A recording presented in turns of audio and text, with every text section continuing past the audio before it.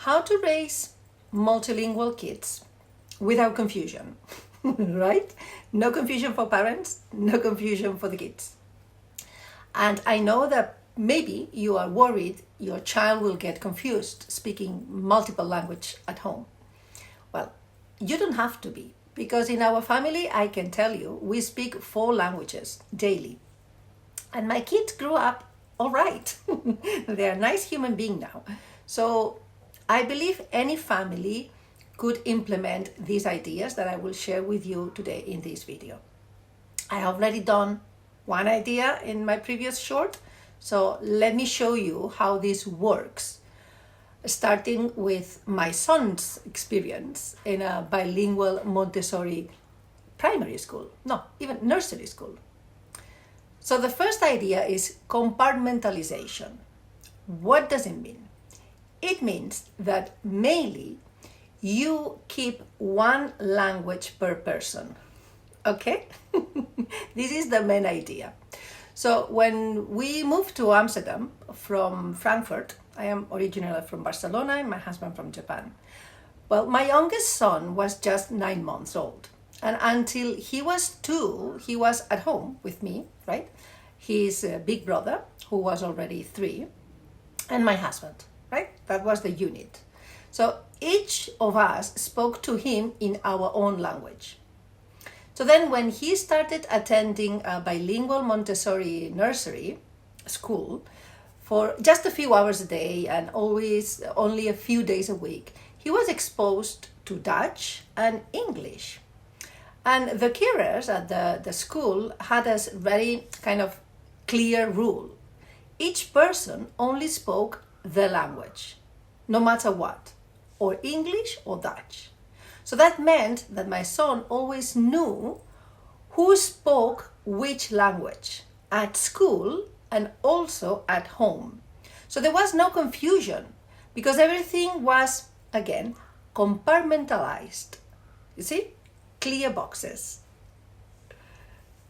So the key here, the takeaway is keep language separate by assigning one per person.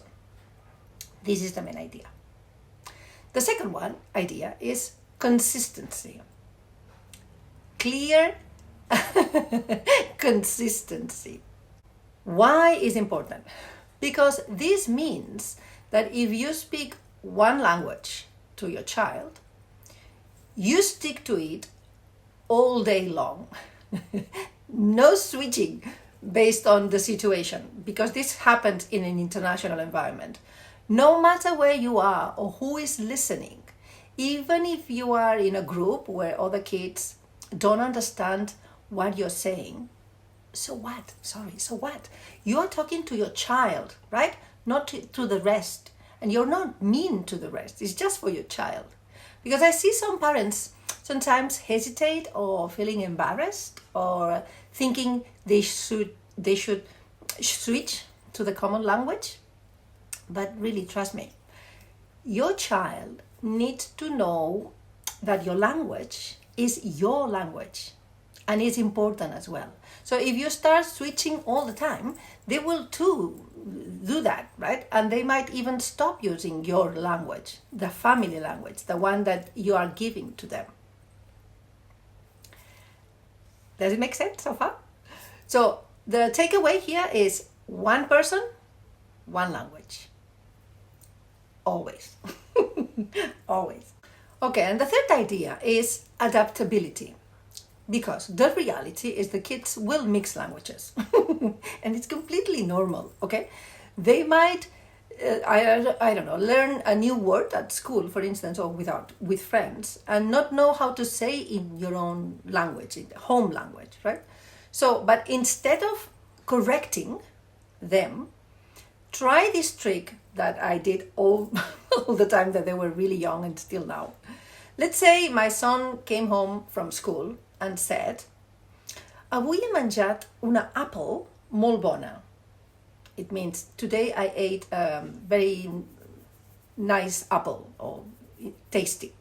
So instead of saying, no, you should say poma, like apple.